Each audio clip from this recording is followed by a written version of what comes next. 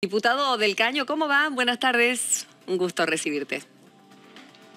¿Qué tal? Muy buenas tardes, ¿cómo están ustedes? ¿Me escuchan ahí? Bien, perfecto, Nico, perfecto, muy bien. Bueno, arranquemos con las nuevas restricciones, con el DNU flamante que acaba de salir y tu opinión, que como oposición, a ver si te sumás al resto de Juntos por el Cambio, ¿en algún punto concuerdan o qué pensás de las restricciones? No concordamos para nada, ¿no? Creo que nuestro planteo, nuestro cuestionamiento siempre ha sido desde un lugar totalmente distinto. Primero, bueno, creo que estamos en una segunda ola que, como reconoció hoy el propio gobernador de la provincia de Buenos Aires, Axel Kicillof, es un tsunami realmente, cómo se han acelerado los contagios, y por lo tanto nos parecen que las medidas de restricción de la circulación son necesarias en un marco, digo, donde el proceso de vacunación viene muy lento realmente, ¿no? Y ahí hay un tema importante que ahora lo podemos conversar sobre un proyecto que hemos presentado desde el Frente de Izquierda, que plantea declarar de utilidad pública el laboratorio de Garín, propiedad de Hugo Sigman, para, bueno, poder envasar aquí las vacunas. Pero si quieren, enseguida vamos a eso, que podría ser algo que pueda acelerar, ¿no? Yo lo pregunté a pero me parece que... Diputado, no, está bien que te des terminar la respuesta con respecto a las restricciones y después vamos a lo de... El tema de las restricciones, digo, me parece que obviamente hay que restringir la circulación. Ahora, para la gente que trabaja, que vive de su trabajo, que son informales inclusive, que han sufrido ya durante el 2020, porque recordemos que el IFE fue por tres IFE por 9 meses, de 10.000 pesos por grupo familiar. ¿Quién puede vivir con eso? Bueno, realmente es muy insuficiente, pero era algo. Ahora no hay ni siquiera una sola medida para aquellos sectores de trabajadoras, de trabajadores informales, que podrían perder su empleo o ser suspendidos, o los que ya lo perdieron. Entonces hay una grave situación, 42% de pobreza en la Argentina, ¿no? Entonces me parece que si acá no se toman medidas serias que puedan garantizarle el sustento a muchísimos sectores del pueblo trabajador, las restricciones que se puedan adoptar van a ser muy limitadas, como estamos viendo, ¿no? Creo que los anuncios son realmente muy insuficientes con respecto a esto. Después hay otros temas que me parece que no están contemplados en los anuncios, que es el presupuesto de salud. Recuerden ustedes que en el presupuesto 2021 está establecido un recorte en términos reales de 9,5% del presupuesto de salud, que después hubo una partida que se agregó, pero todo estipulado en una inflación de 29 puntos, que sabemos que solamente existe en el planeta de Martín Guzmán. Entonces, realmente, hoy se calcula aproximadamente entre un 10% también que hay un recorte en términos reales del presupuesto de salud. No se ha planteado la centralización del sistema sanitario, algo que lo planteamos nosotros ya el año pasado. ¿Qué significaría? Bueno, muchas de las iniciativas que... Significaría que todo el sistema de salud, tanto de las obras sociales como el sistema privado, se unifiquen con el sistema público y esté centralizado para que desde ahí se pueda organizar de manera racional todos los recursos de salud con los que cuenta el país. Ese es el planteo que nosotros ya hicimos el año pasado. En un momento, el exministro Ginés González García había dicho el 1 de abril, recuerdo, en la Comisión de Salud, que iba a avanzar en una medida de estas características. Inclusive habló en un momento de utilidad pública del sistema de salud y, bueno, después al otro día se reunió con empresarios del sector que hicieron un lobby característico y rápidamente desistió, digamos, de este planteo, ¿no? Pero bueno, son algunas de las... Otra medida, digo, el tema de los desalojos, que existió una prohibición, un decreto que prohibía desalojos, el congelamiento de los alquileres. Realmente nos llegan mensajes permanentemente de gente que le aumentan el alquiler y no lo puede pagar realmente, no puede pagar el alquiler ¿Son insuficientes? Ahí te congelaste, Nicolás, espérate. ¿Son insuficientes las medidas que tomaron, decís? ¿Podrían haber sido mayores aún cuando la caja ya está en recontrarrojo? Lo que pasa es que la caja está en rojo, si se piensa desde el ángulo del plan del gobierno. Es decir, el plan del gobierno ¿cuál es? Es hacer un ajuste para pagarle al Fondo Monetario Internacional y a los acreedores privados. $6.000 millones se van a destinar a deuda este año.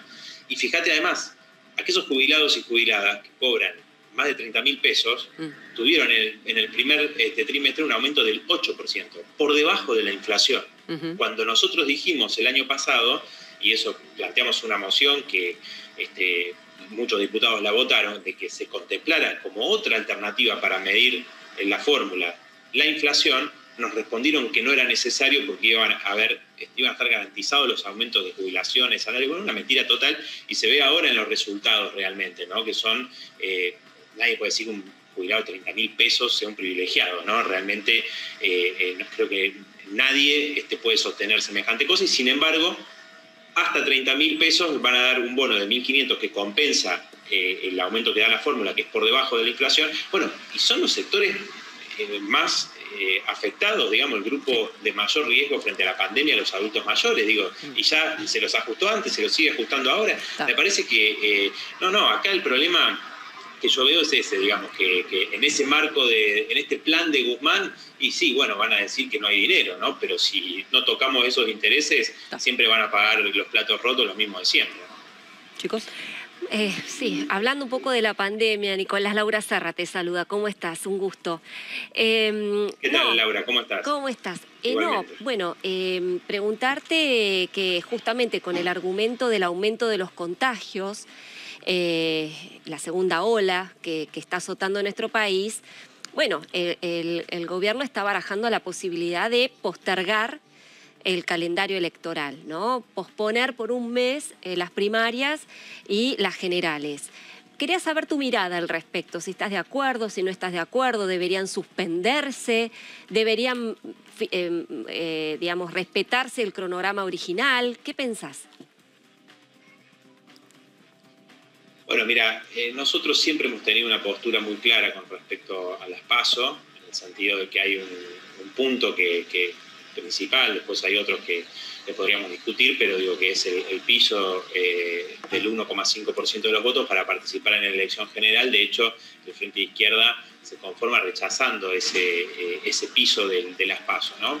Pero ahora nosotros tenemos una discusión, un debate que se plantea en función del interés del oficialismo o de los oficialismos, porque recordemos que también este planteo lo ha hecho Gerardo Morales, el gobernador de la provincia de Jujuy, también el gobernador de Corrientes. O sea, hay de los dos lados, los gobiernos de distintos colores políticos plantean esto. Sin embargo, nosotros creemos que no se pueden cambiar las reglas de juego el mismo año electoral. Ajá. O sea, el mismo año electoral se plantea este cambio de regla de juego. Ahora, podría postergarse un mes, y bueno, eso es una medida que se puede considerar, obviamente, porque significa poder atrasar la elección por lo que significa la emergencia sanitaria. Digo, eso podría contemplarse, por supuesto. Ahora, modificar o hacer si no, tendríamos que hacer una discusión global sobre todo el sistema electoral, digo, porque ahí hay pisos proscriptivos en distintos lugares, en distintas provincias, a nivel nacional. Me parece que el tema de los espacios de radio y televisión, me parece que hay muchos puntos para discutir, que tienen que ser igualitarios, mucho más igualitarios, pero hay muchos temas para discutir. Entonces, digo, acá se plantea, digo, una cuestión acotada a suspender directamente las PASO en el medio de que ya está todo el calendario, digo, ¿no? Entonces, cambiar las reglas de juego sin hacer un debate de fondo, boleta única o alguna forma, digamos, muchos debates que hay planteados me parece que se desestiman y se utiliza, digamos, la pandemia para la conveniencia de los oficialismos, o por lo menos del oficialismo nacional, el de la provincia de Jujuy, y algunos otros, por supuesto, los gobernadores del peronismo, ¿no? Perfecto. Usted mencionó que el gobierno nacional está negociando con el Fondo Monetario la reestructuración de la deuda para hacer más ajuste. Ahora, el gobierno nacional en su discurso, por lo menos lo que plantea es que lo que está tratando de hacer es patear por lo menos 4 años el pago de la deuda, justamente para evitar un ajuste. ¿No se entiende en este tema la dialéctica de ustedes cuando plantean, bueno, se está haciendo un ajuste o se va a hacer un ajuste por parte del gobierno nacional, cuando no lo decimos nosotros, lo dice el gobierno nacional, que lo que se busca es tratar justamente de evitar un ajuste? ¿Cómo lo puede explicar usted?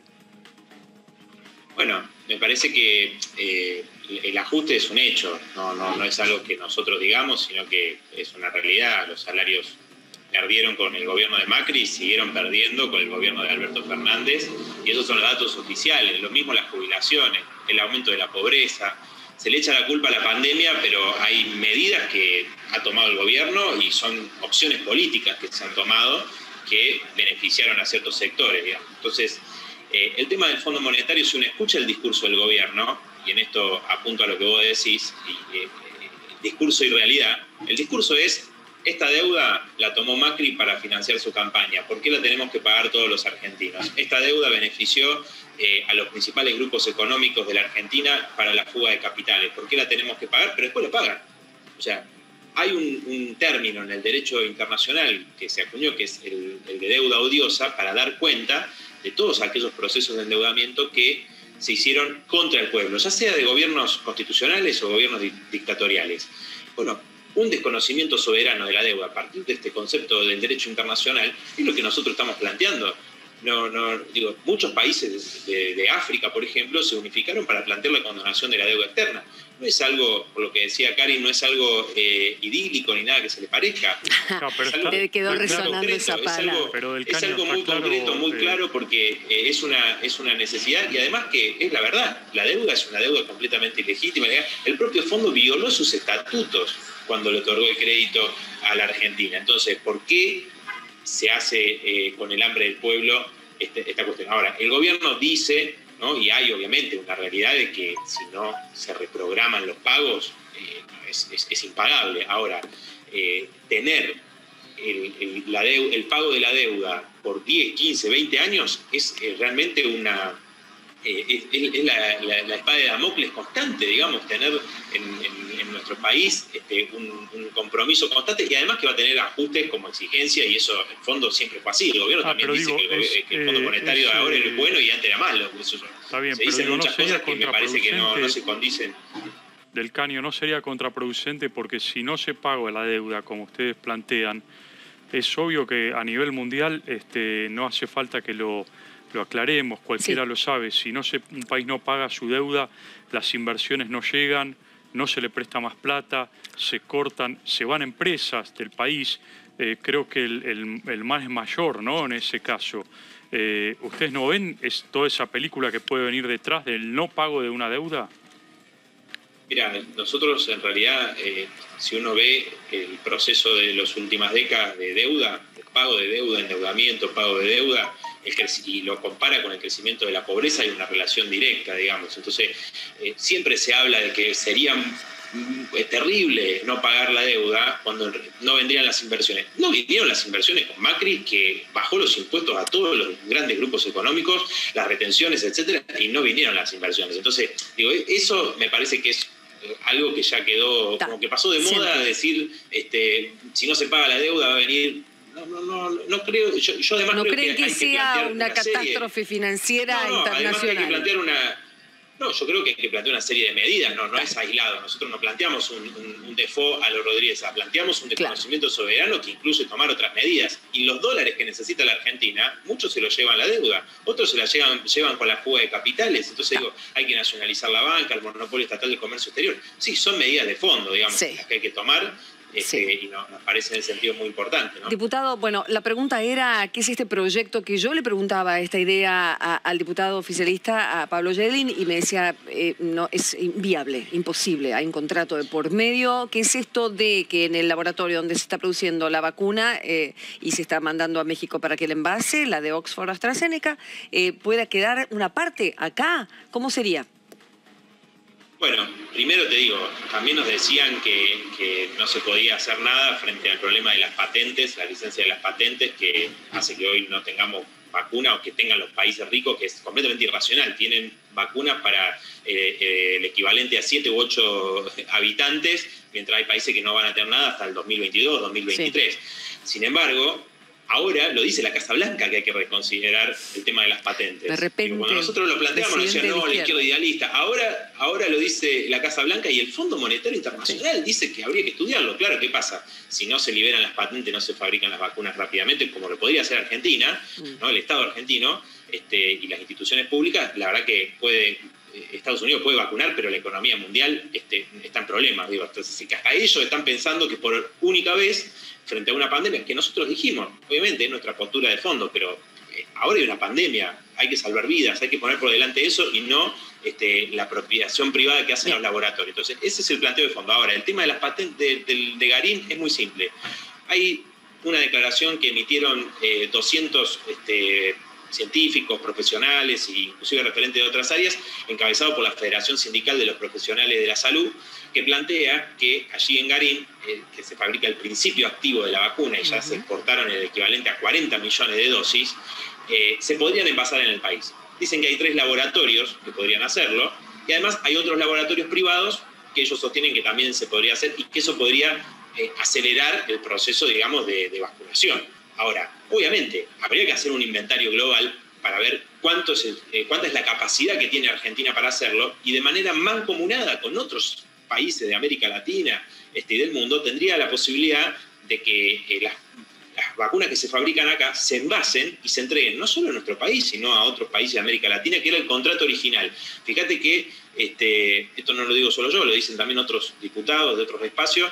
Acá AstraZeneca, que por otro lado deberíamos tener el contrato, debería ser público, ¿no? Porque primero dijeron que el primer semestre íbamos a tener 22 millones de dosis, o sea, para vacunar a 11 millones de personas. Bueno, ya estamos a mediados de abril.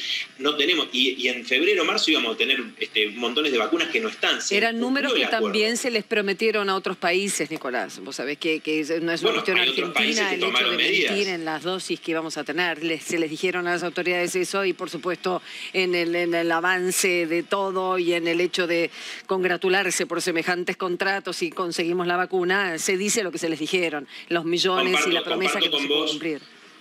Comparto con vos que hay parte de campaña, ¿no? De decir vamos a tener tantas vacunas, y no tienen fehacientemente la seguridad de que eso va a suceder. Allá. Estás ahí, congelado, Nicolás.